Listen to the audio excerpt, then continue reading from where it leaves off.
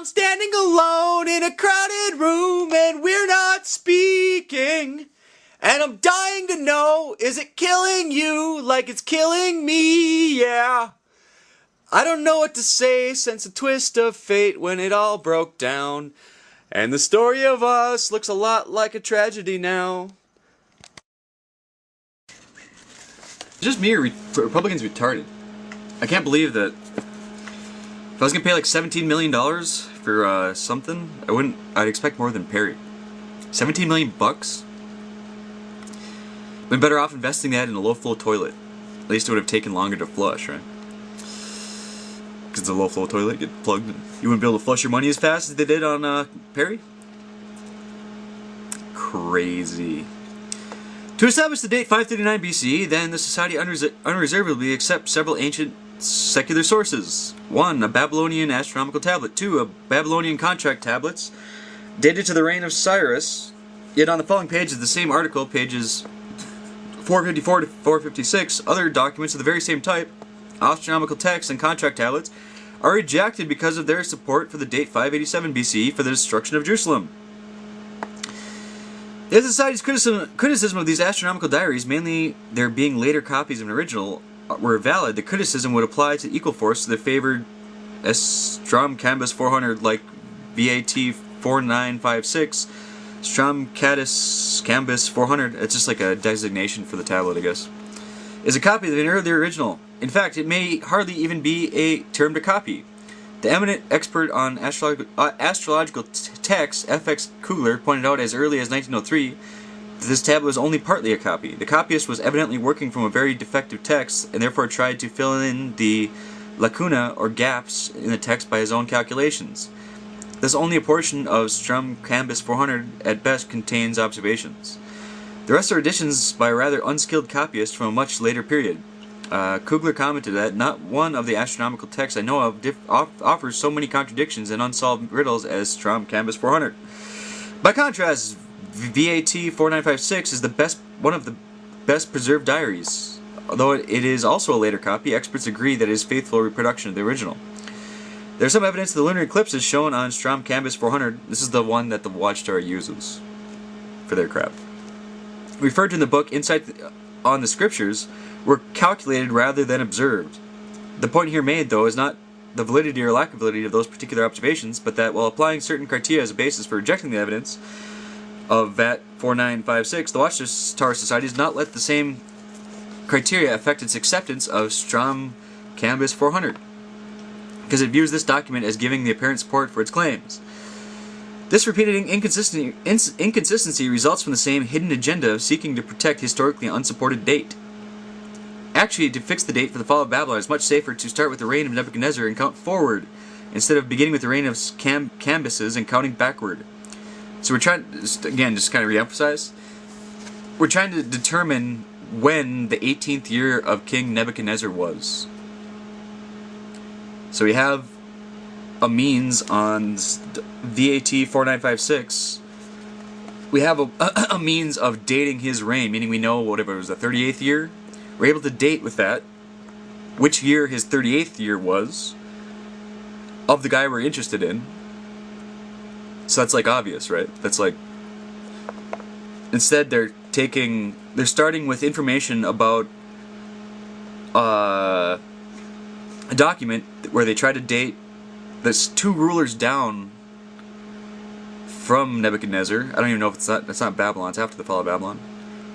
Whatever, some ruler, like 2 rulers later, dating that, and then back calculating the first year of Cyrus from that, and then back calculating the fall of Jerusalem to Babylon from that.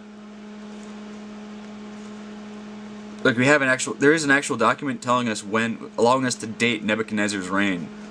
Like, we know exactly when his reign was, and they're rejecting that and picking a weird ass, basically dating lunar eclipses in the rule of Cambyses, using that to determine when the first reign of Cyrus was, and then using that to determine when Jerusalem fell to Babylon. That doesn't make a whole hell of a lot of sense. We know when you can date Nebuchadnezzar's reign, you're done, right? They reject that. when there isn't any reason to. The date 539 BC, and we already went over that they screwed up. They themselves screwed up by 2 or 3 years, and then they fudged everything to make it fit. Like 1914 is going to be the date they come at no matter what. They wouldn't allow anything. They wouldn't allow anything to change that date. It's like obvious that they just fudge whatever it is. They'll fudge it to make it work because there isn't any other reason to make the decisions they're making. There's no reason. The date 539 BC for the fall of Babylon was in fact first determined this way, as points out by Dr. R. Campbell Thompson, the Cambridge Ancient History. The date 539 for the fall of Babylon has been reckoned from the latest dates in the contracts of each king in this period, counting from the end of Nabopolassar's reign in 605 BC.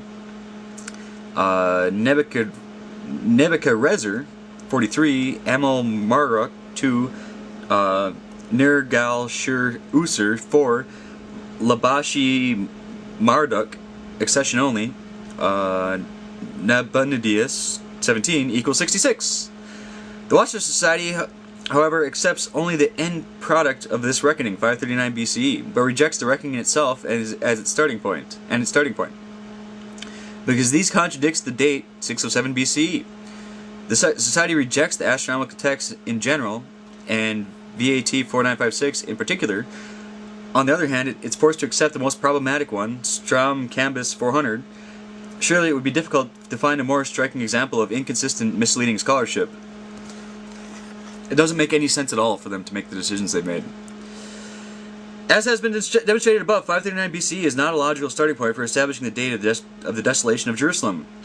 The most reliable dates in this period, in the 6th century BCE, may be established as absolute fall much earlier within the reign of Nebuchadnezzar, a reign that is directly fixed to our era by VAT 4956 and other astronomical texts. So this is all about when the 18th year of Nebuchadnezzar was.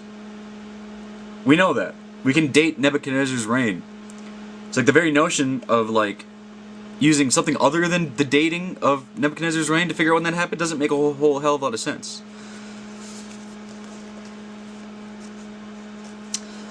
Further, the Bible provides direct synchronism between the reign of Nebuchadnezzar and the desolation of Jerusalem. As pointed out, 2 Kings 25:8 explicitly states that this desolation occurred in the 19th year of the king Nebuchadnezzar. There we go. 2 Kings 25:8 says the 19th year of King Nebuchadnezzar. We know VAT 4956 dates the entire reign of King Nebuchadnezzar, so you can date exactly when his 19th year is. By contrast, no such direct synchronism is given in the Bible for the fall of Babylon. So they're trying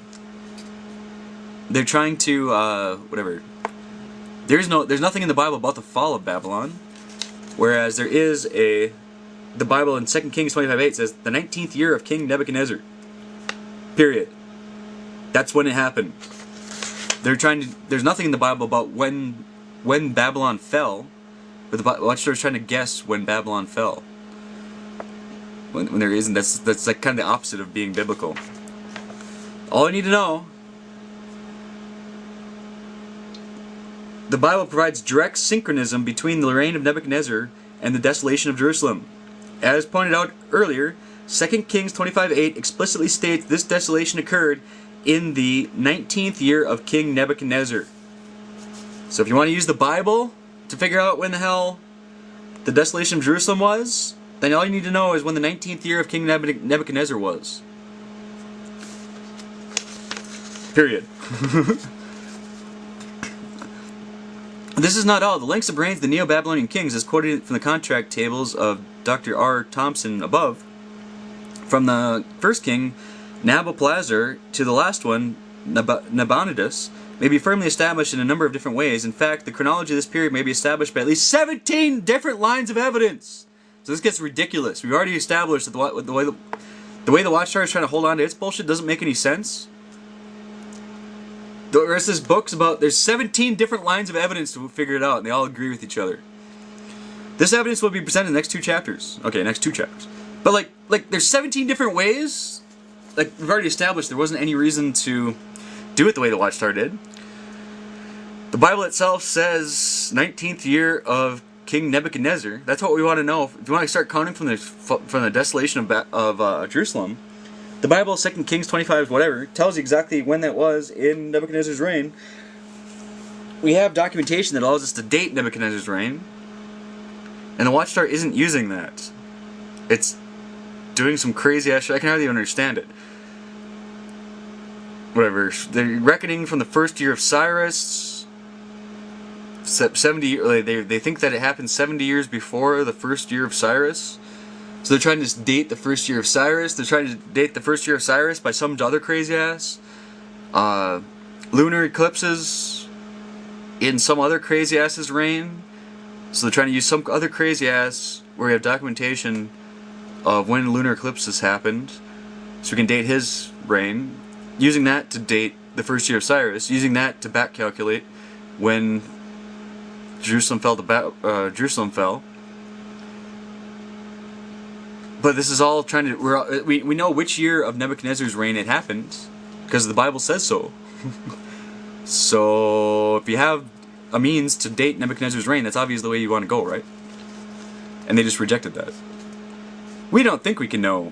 We don't think it's right, because it disagrees with what we already think is true.